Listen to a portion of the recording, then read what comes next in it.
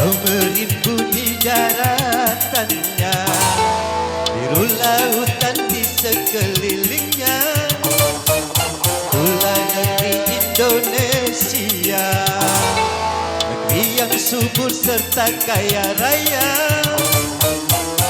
Seluruh harta kekayaan negara hanyalah untuk kemakmuran rakyatnya. Namun hatiku selalu bertanya-tanya, mengapa kehidupan tidak merata? Yang kaya makin kaya, yang miskin makin miskin. Yang kaya makin kaya, yang miskin makin miskin. Negara bukan milik golongan, dan juga bukan milik perorangan. Hari itu jangan seenaknya berkaya diri membabi buta.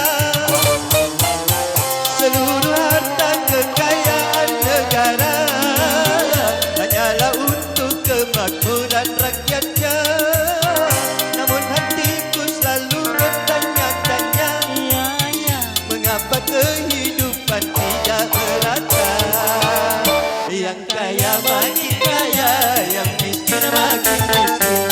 Yang kaya makin kaya, yang miskin makin miskin.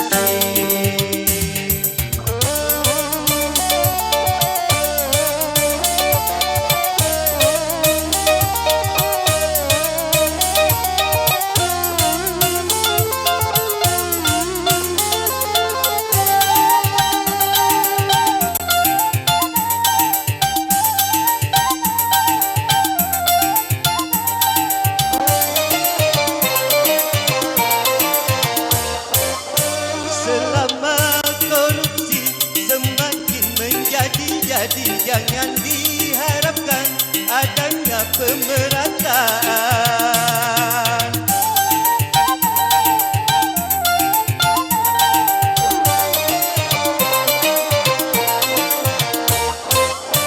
Hapuskan korupsi di segala birokrasi demi terciptanya kemakmuran yang merata.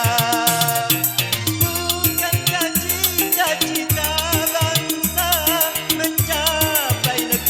makmur sentosa?